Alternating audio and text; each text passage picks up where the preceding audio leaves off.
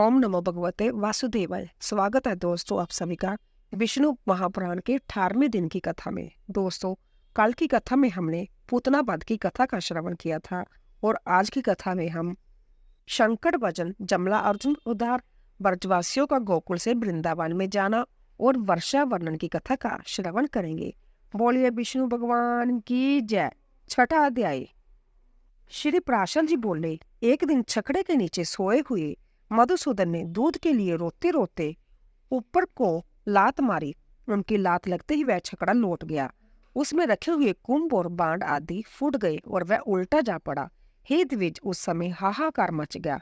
समस्त गोप गोपनीय वहां आ पहुंचे और उस बालक को उत्तान सोए हुए देखा। तब गोपगण पूछने लगे कि इस छकड़े को किसने उल्टा दिया, किसने उल्टा दिया?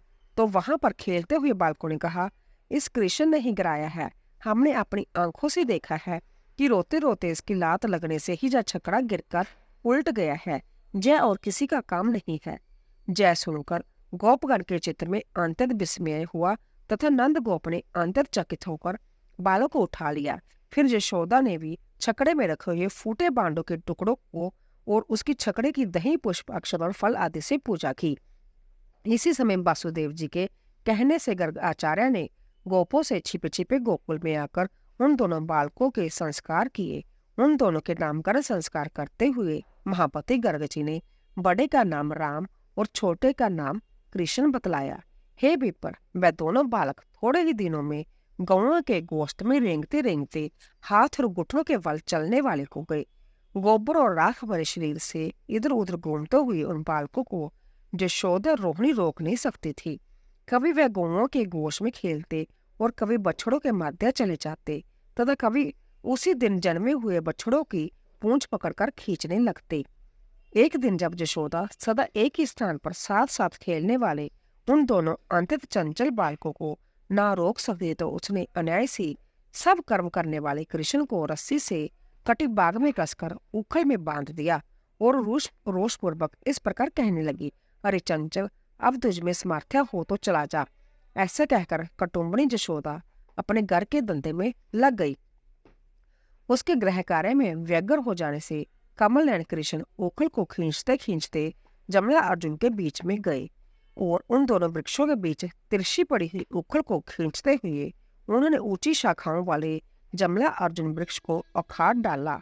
तब उनके उखाड़ने के कटकट शब्द सुनकर वहां ब्रजवासी लोग दौड़ आए और उन दोनों महावृक्षों को तथा उनके बीच में कमर में रस्सी से कसकर बंधे हुए बालक को नन्हे नन्हे अल्प दांतों की श्वेत किरणों से शुभ्र हास करते देखा। तभी से रस्सी से बंधने के कारण उनका नाम दामोदर पड़ा। तब नंदगोप आदि समस्त वृद्ध गोपों ने महान उत्पातों के कारण अत्यंत व्यावित होकर आपस में यह सलाह की कि अब इस स्थान पर रहने का हमारा कोई प्रयोजन नहीं है। हमें किसी और महावन को चलना चाहिए, क्योंकि जहाँ नाश के कारण स्वरूप पूतना वध, छकड़े का लौट जाना तथा आंधी अथा किसी दोष के बिना ही वृक्षों का गिर पड़ना इत्यादि बहुत से उत्पात दिखाई देने लगे हैं।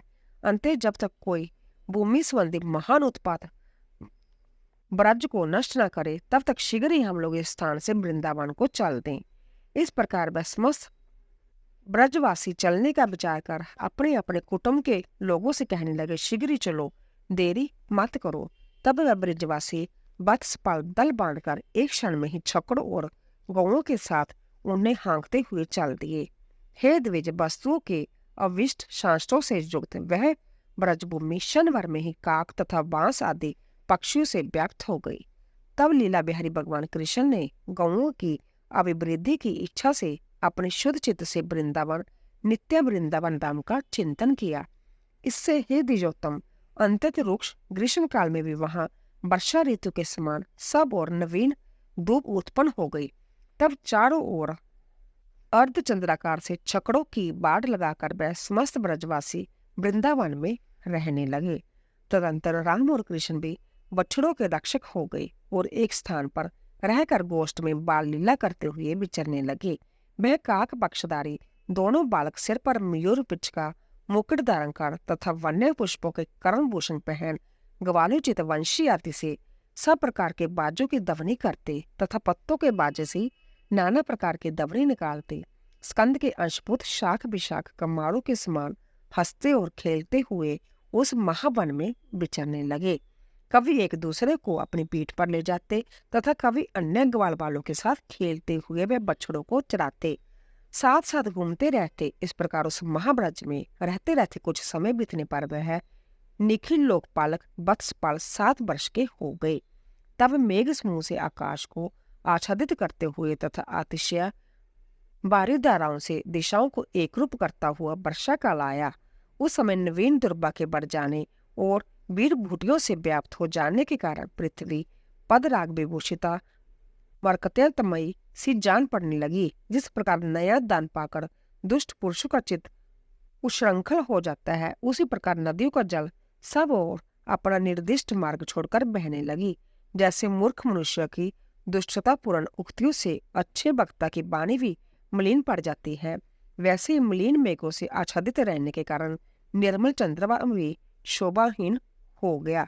जिस प्रकार विवेकहीन राजा के संग में गुणहीन मनुष्य भी प्रतिष्ठा प्राप्त कर लेता है, उसी प्रकार आकाश मंडल में गुण रहित इंद्र दुरुष स्थित हो गया। दुराचारी पुरुष में कुलीन पुरुष की निष्कपट शुभ श्रेष्ठता के समान मेघ मंडल में बगड़ों की निर्मल पंक्ति सुशोभित होने लगी। श्रेष्ठ पुरुषों के साथ दुर्जन की मित्रता के समान अंतत चंचला विद्युत आकाश में स्थिर न रह सकी। महापुरुष मनुष्यों के अनर्थी का उक्तियों के समान मार्ग त्रिन और दुब समूह से आच्छादित होकर अस्पष्ट हो गए। उस समय उन्मत्त मयूर और चातकगण से सुशोभित महावन में कृष्ण और राम प्रसन्नतापूर्वक गोप कुमारों के साथ विचरने लगे। वह दोनों कभी गौओं के साथ मनोहर गान और तान छेड़ते तो कभी अंतत शीतल वृक्ष तल का आश्रय लेते हुए विचरते रहते थे। वह कभी तो कदम पुष्पों के हार से विचित्र वेश बना लेते, कभी मयूर पिच की माला से सुशोभित होते और कभी नाना प्रकार की पर्वतीय धातुओं से अपने शरीर को लिप्त कर लेते, कभी कुछ झपकी लेने की इच्छा से पत्तों की शैया पर लेट जाते और कभी मेघ के गरजने पर हाहा करके कोलाहल मचाने लगते। कभी दूसरे गोपों के गाने पर आप दोनों उसकी प्रशंसा करते और कभी ग्वालों किसी बांसुरी बजाते हुए मयूर की बोली का अनुकरण करने लगते। इस प्रकार वह दोनों अंतत प्रीति के साथ नाना प्रकार के भावों से खेलते हुए प्रसन्नचित उस वन में विचरने लगे। सायंकाल के समय वह महाबली बालक वन में यथायोग्य विहार करने के अनंतर गो और ग्वाल वालों के साथ ब्रज में लौट आते थे। इस तरह अपने स्वव्यस्क गोपगण के साथ देवताओं के समान क्रीड़ा करते हुए वह माँ तेजस्वी राम और कृष्ण वहां रहने लगे। तो दोस्तों, इसी तरह 6वां अध्याय पूरा हुआ। 7वां अध्याय कालिया दमन। श्री पराशर जी बोले, एक दिन राम को बिना साथ लिए कृष्ण अकेले ही वृंदावन को गए और वहां अन्य पुष्पों की मालाओं से सुशोभित हो गोपगण से घिरे हुए विचरने लगे।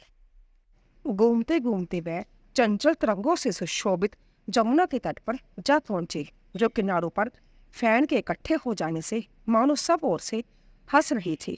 जमुना जी में उन्होंने विष अग्नि संतप्त जल वाला कालिया नाग का महाभयंकर कुंड देखा। उसकी विष अग्नि के प्रसाद से किनारे के वृक्ष जल गए थे और बाजू के थपेड़ों से उछलते हुए जल कणों का स्पर्श होने से पक्षीगण दग्ध हो जाते थे।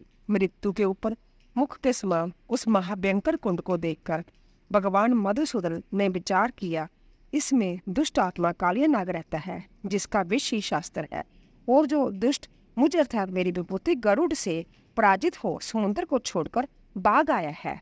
इसने इस समुद्रगामिनी संपूर्ण जमुना को दूषित कर दिया है। अब इसका जल प्यासे मनुष्य और गौओं के भी काम में नहीं आता है। अंतर मुझे इस नागराज का दमन करना चाहिए, जिससे ब्रजवासी लोग निर्भय होकर सुखपूर्वक रह सके।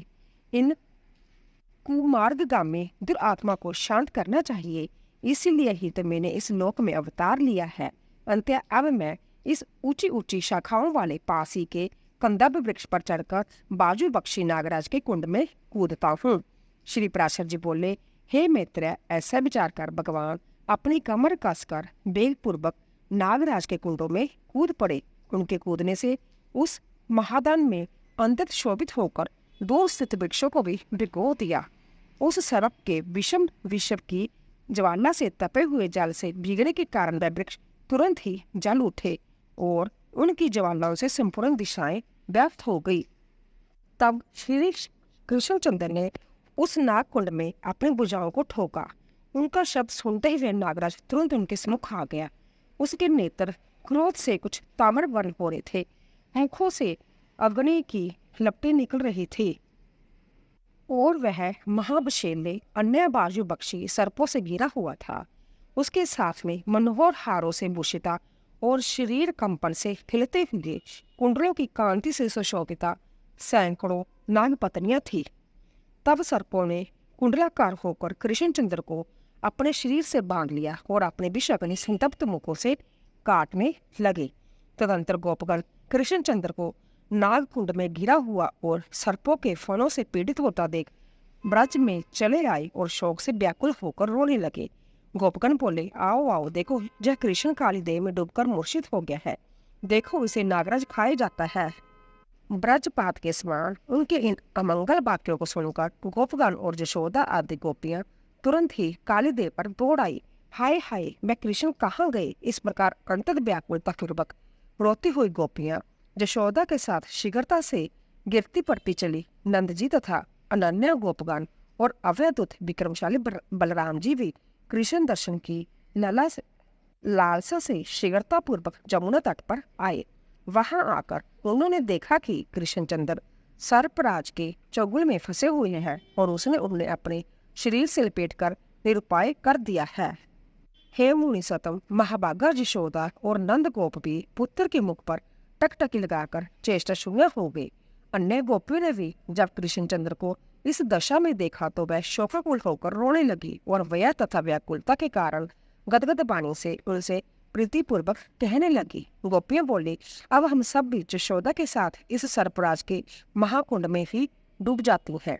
अब हमें ब्रज में जाना उचित नहीं है। सूर्य के बिना दिन कैसा, चंद्रमा के बिना रात्रि कैसी, सांड के बिना गोएं कैसी, ऐसे ही कृष्ण के बिना ब्रज में भी क्या रखा है। कृष्ण के बिना साथ लिए अब हम गोकुल नहीं जाएंगे, क्योंकि इनके बिना वह जलहीन सरोवर के समान अत्यंत अमव्य और असेव्य है, जहाँ नील कमल तल ही सी आवा वाले जय श्याम सुंदर हरि नहीं है।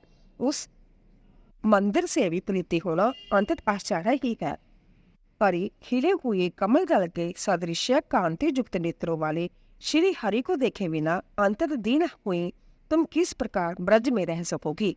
जिन्होंने अपनी अंतत मनोहर बोली से हमारे संपूर्ण मनोरथों को अपने वशीभूत कर लिया है, उन कमलनयन कृष्णचंद्र के बिना हम नंद जी के गोकुल को नहीं जाएंगी। अरे गोपियों देखो, सर्पराज के फन से आवृत होकर भी श्री कृष्ण का मुख में देखकर मधुर मुस्कान से शोभित हो रहा है। श्री पराशर जी बोले, गोपियों के ऐसे वचन सुनकर तथा त्रास बिहल चकित नेत्र गोपों को पुत्र के मुख पर दृष्टि लगाए अंतत दीन नंद जी को और मूर्छा कुल यशोदा को देखकर महावली रोहिणी नंदन बलराम जी ने अपने संकेत में कृष्ण जी से कहा, हे देव देवेश्वर, क्या आप अपने को अनंत नहीं जानते? फिर किस लिए यह अंतत मानव भाव व्यक्त कर रहे हैं? पहियों की भी नावी जिस प्रकार औरों का आश्रय होती है, उसी प्रकार आप ही जगत के आश्रय कर्ता हर्ता और रक्षक है तथा आप ही त्रिलोक्य स्वरूप और वेदैत्री में है। हे भगवान, इंद्र, रुद्र, अग्नि, वसु, आदित्य, मरुदगण और अश्विनी कुमार तथा समस्त जोगीजन आप ही का चिंतन करते हैं। हे जगन्नाथ, संसार के हित के लिए पृथ्वी का भार उतारने की इच्छा से ही आपने मृत्यु लोक में अवतार लिया था। आपका अर्गज मैं भी आप ही का ही अंश हूँ। हे भगवान, आपके मनुष्य लीला करने पर जह गोप वेशधारी समस्त देवगण भी आपकी लीलाओं का अनुकरण करते हुए आप ही के साथ रहते हैं। हे शाश्वत, पहले अपने बेहर्थ देवगणों को गोपी रूप से गोकुल में अवतरित कर पीछे अपने अवतार लिया था। हे कृष्ण, जहाँ अवतरित होने पर हम दोनों के तो जय गोप और गोपियों के बांधव है, फिर अपने इन दुखी बांधवों की आप क्यों अपेक्षा करते हैं? हे कृष्ण, जय मनुष्य भाव और पाल चपल्या तो आप बहुत दिखा चुके हैं। अब तो शीघ्र ही इस दुष्ट आत्मा का, जिसके शस्त्र दांत ही है, दमन कीजिए। श्री पराशर जी बोले, इस प्रकार स्मरण कराए जाने पर मधुर मुस्कान से अपनी ओष्ठ संपुट को खोलते हुए श्री कृष्णचंद्र ने उछलकर अपने शरीर को सर्प के बंधन से छुड़ा लिया और फिर अपने दोनों हाथों से उसका बीच का फंड झुकाकर उस नतमस्तक सर्प के ऊपर चढ़कर बड़े बेग से नाचने लगे। कृष्णचंद्र के चरणों की दमक से उसके प्राण मुख में आ गए। वह अपने जिस मस्तक को उठाता उसी पर कूद कर भगवान उसे झुका देते। श्री कृष्णचंद्र जी की भ्रांति ब्रह्मरेचक तथा दंडपात नामक की नृत्य संबंधी गतियों के ताड़न से वह महासर मूर्छित हो गया और उसने बहुत सा रुधिर बमन किया। इस प्रकार उसके सिर और ग्रीवाओं को झुके हुए तथा मुखों से रुधिर बहता देख उसकी पत्नियां करुणा से भरकर श्री कृष्णचंद्र के पास आई। नाग पत्नियां बोली, हे देवेश्वर, हमने आपको पहचान लिया। आप सर्वज्ञ और सर्वश्रेष्ठ हैं, जो अचिंत्य और परम ज्योति है। आप उसी के अंश परमेश्वर हैं, जिन स्वयं और व्यापक प्रभु की स्तुति करने में देवगण भी समर्थ नहीं है। उन्हीं आपके स्वरूप का हम स्त्रियां किस प्रकार वर्णन कर सकती हैं। पृथ्वी, आकाश, जल, अग्नि और बाजू स्वरूप जय संपूर्ण ब्राह्मण, जिनका छोटे से छोटा अंश है, उसकी स्तुति हम किस प्रकार कर सकेंगी। जो विजन जिनके नित्य स्वरूप जतन करने पर भी नहीं जान पाते तथा जो परमात्म रूप अणु से भी अणु और स्थूल से भी स्थूल है, उसे हम नमस्कार करती हैं। जिनके जन्म में विदाता और अंत में काल हेतु नहीं है तथा जिनका स्थिति करता भी कोई अन्य नहीं है, उन्हें सर्वदा नमस्कार करती है। इस कालिया नाग के दमन में आपको थोड़ा सा भी क्रोध नहीं है, केवल लोक रक्षा ही इसका हेतु है। अंत्य हमारा निवेदन सुनिए। हे क्षमाशीलों में श्रेष्ठ, साधु पुरुषों के स्त्रियों तथा मूढ़ और दीन जंतुओं पर सदा ही कृपा करनी चाहिए। अंत्य आप इस दीन का अपराध क्षमा कीजिए। प्रभु, आप संपूर्ण संसार के अधिष्ठान हैं और यह सर्प तो आपकी अपेक्षा अत्यंत बलहीन है। आपके चरणों से पीड़ित होकर तो यह आधे मुहूर्त में ही अपने प्राण छोड़ देगा। हे भव्य, प्रीति स्मरण से और द्वेष उत्कृष्ट से देखे जाते हैं, फिर कहाँ तो यह अल्प विरसर और कहाँ अखिल भुवनाश्रया। आप इसके साथ आपका द्वेष कैसा। अंत्य, हे जगतपति, इस दिन पर दया कीजिए। हे प्रभु, अब यह नाग अपने प्राण छोड़ने ही चाहता है, कृपया हमें पति की भिक्षा दीजिए। हे भुवनेश्वर, हे जगन्नाथ, हे महापुरुष, हे पूर्वज, यह नाग अब अपने प्राण छोड़ना ही चाहता है, कृपया आप हमें पति की भिक्षा दीजिए। हे वेदांत वेदेश्वर, हे दुष्ट दैत्य दलन, अब यह नाग अपने प्राण छोड़ना ही चाहता है, आप हमें पति की भिक्षा दीजिए। श्री पराशर जी बोले, नाग पत्नी के ऐसा कहने पर थका मांदा होने पर भी नागराज कुछ डांडस बांधकर धीरे धीरे कहने लगा, हे देवदेव प्रसन्न होइए। कालिया नाग बोला, हे नाथ, आपका स्वाभाविक अष्टगुण वशिष्ठ परम ऐश्वर्य निर्तिशय अर्थात आपसे बढ़कर किसी का भी ऐश्वर्य नहीं है। अंतः मैं किस प्रकार आपकी स्तुति कर सकूंगा। आप पर है, आप पर मूल प्रकृति के भी आदिकरण है। हे परमात्मा, पर की प्रवृत्ति भी आप ही से हुई है, अंतः आप पर से भी पर हैं, फिर मैं किस प्रकार आपकी स्तुति कर सकूंगा। जिनसे ब्रह्मा, रुद्र, चंद्र, इंद्र, मरुदगण, अश्विनी कुमार, वसुगण और आदित्य आदि सभी उत्पन्न हुए हैं, उन आपकी मैं किस प्रकार स्तुति कर सकूंगा। यह संपूर्ण जगत जिनके काल्पनिक अवयव का एक सूक्ष्म अवयव वंश मात्र है, उन आपकी मैं किस प्रकार स्तुति कर सकूंगा। जिन कार्य कारण स्वरूप के वास्तविक रूप से ब्रह्मा आदि देवेश्वर गण भी नहीं जानते, उन आपकी मैं किस प्रकार स्तुति कर सकूंगा। जिनकी पूजा ब्रह्मा आदि देवगण नंदन वन के पुष्प, गंध और अनुलेपन आदि से करते हैं, उन आपकी मैं किस प्रकार पूजा कर सकूंगा। देवराज इंद्र जिनके अवतारों रूपों की सर्वदा पूजा करते हैं तथा भी यथार्थ रूप को नहीं जान पाते, उन आपकी मैं किस प्रकार पूजा कर सकता हूँ। जोगीगण अपनी समस्त इंद्रियों को उनके विषयों से खींचकर जिनका ध्यान द्वारा पूजित करते हैं, उन आपकी मैं किस प्रकार पूजा कर सकता हूँ। जिन प्रभु के स्वरूप की चित्त में भावना करके जोगीजन बाबा में पुष्प आदि से ध्यान द्वारा उपासना करते हैं, उन आपकी मैं किस प्रकार पूजा कर सकता हूँ। हे देवेश्वर, आपकी पूजा अथवा स्तुति करने में सर्वथा असमर्थ हूँ। मेरे चित्तवृत्ति तो केवल आपकी कृपा की ओर ही लगी गई है, अंते आप मुझ पर प्रसन्न होइए। हे केशव, मेरा जिसमें जन्म हुआ है वह सर्प जाति अत्यंत क्रूर होती है, ये मेरा जातीय स्वभाव है। हे अच्युत, इसमें मेरा कोई अपराध नहीं है। इस संपूर्ण जगत की रचना और सहा आप ही करते हैं। संसार की रचना के साथ उसके जाति रूप और स्वभावों को भी आप ही बनाते हैं। हे ईश्वर, आपने मुझे जाति रूप और स्वभाव से युक्त करके जैसा बनाया है उसी के अनुसार मैंने जो चेष्टा भी की है। हे देवादिदेव, यदि मेरा आचरण विपरीत हो तब तो अवश्य आपके कथनानुसार मुझे दंड देना उचित है। तथा भी हे जगतपति, आपने मुझ अज्ञ को जो दंड दिया है वह आपसे मिला हुआ दंड मेरे लिए कहीं अच्छा है, किंतु दूसरे का वर भी अच्छा नहीं है। हे अच्युत, आपने मेरे पुरुषार्थ और विश्व को नष्ट करके मेरा बलि प्रकार मान मर्दन कर दिया। अब केवल मुझे प्राण दान दीजिए और आज्ञा कीजिए कि मैं क्या करूं। श्री भगवान बोले, हे सर्प, अब तुझे इस जमुना जल में नहीं रहना चाहिए। तू शीघ्र ही अपने पुत्र और परिवार के सहित समुद्र के जल में चला जा। तेरे मस्तक पर मेरे चरण चिन्ह को देखकर समुद्र में रहते हुए भी सर्पों का शत्रु गरुड़ तुझ पर प्रहार नहीं करेगा।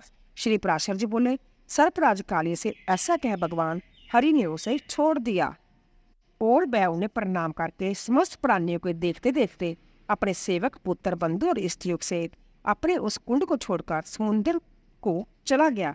सर्प के चले जाने पर गोपगण लौटे हुए मृत पुरुष के समान कृष्णचंद्र को आलिंगन कर प्रीतिपूर्वक उनके मस्तक को नेत्र जल से भिगोने लगे।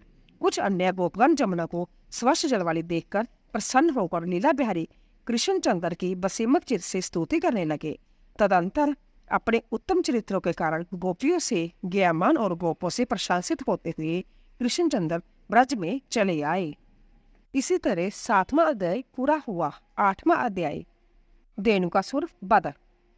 श्री पराशर जी बोले, एक दिन बलराम और कृष्ण साथ साथ गौ चराते अति रमणीय तालवन में आए। उस दिव्य तालवन में धेनुक नामक एक गधे के आकार वाला दैत्य मृग मांस का आहार करता हुआ सदा रहा करता था। उस तालवन में पके हुए फलों की संपत्ति से संपन्न देखकर उन्हें तोड़ने की इच्छा से गोपगण बोले।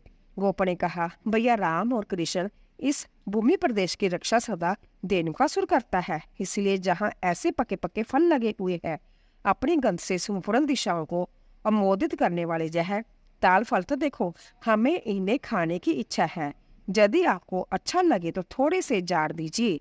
श्री पराशर जी बोले, गोप कुमारों की जब वचन सुनकर बलराम जी ने ऐसा ही करना चाहा। यह कहकर फल गिरा दिए और पीछे कुछ फल कृष्णचंद्र ने भी पृथ्वी पर गिराए।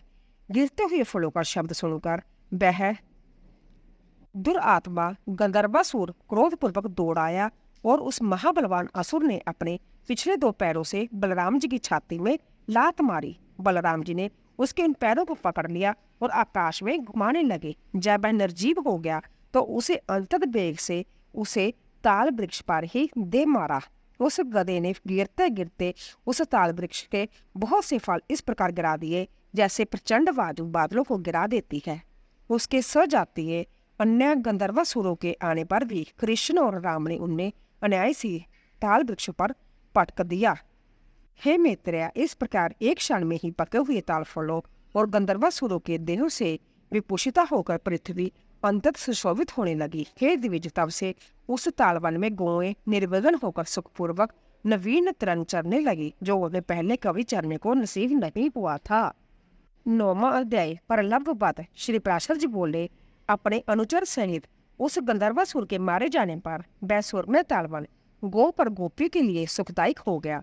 तदंतर धेनुकासुर को मारकर वह दोनों वासुदेव पुत्र प्रसन्न मन से बांडीर नामक बट वृक्ष के तले आए। कंधे पर गौ बांधने की रस्सी डाले और वनमाला से विभूषित हुए वह दोनों महात्मा बालक सिंहनाद करते गाते वृक्षों पर चढ़ते दूर तक गौएं चराते तथा उनका नाम ले लेकर पुकारते हुए नए सींगों वाले बछड़ों के समान सुशोभित हो रहे थे। उन दोनों बस्तर सुनहरी और श्याम रंग से रंगे हुए थे। अंत्य वह इंद्रधनुष युक्त श्वेत और श्याम में के समान जान पड़ते थे। वह समस्त लोकपालों में प्रभु पृथ्वी पर अवतरित होकर नाना प्रकार के लौकिक लीलाओं से खेल रहे थे। मनुष्य धर्म में तत्पर रहकर मनुष्यता का स्मरण करते हुए वह मनुष्य जाति के गुणों की क्रीड़ाएं करते हुए वन में विचर रहे थे। वह दोनों महाबली बालक कभी झूला में झूलकर, कभी मल्ल युद्ध कर और कभी पत्थर फेंक कर नाना प्रकार से व्यायाम कर रहे थे। इसी समय उन दोनों खेलते हुए बालकों को उठा ले जाने की इच्छा से प्रलभ नामक दैत्या गोप वेश में अपने को छिपाकर वहां आया।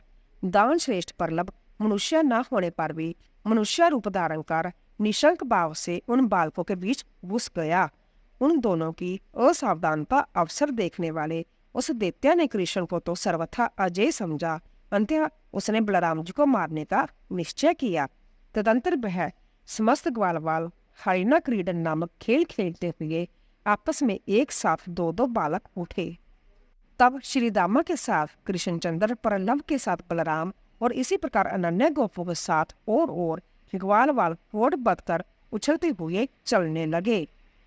अंत में कृष्णचंद्र ने श्री दामा को, बलराम जी ने प्रलभ को तथा अनन्या कृष्ण पक्षीय गोपों ने अपने प्रतिपक्षियों को हरा दिया।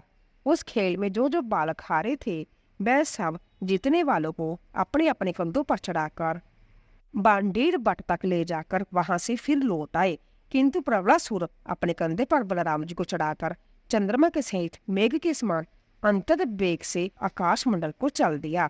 वह दानव श्रेष्ठ रोहिणी नंदन श्री बलभद्र जी के भार को सहन न कर सकने के कारण वर्षाकालीन मेघ के समान बढ़कर अंतत स्थूल शरीर वाला हो गया।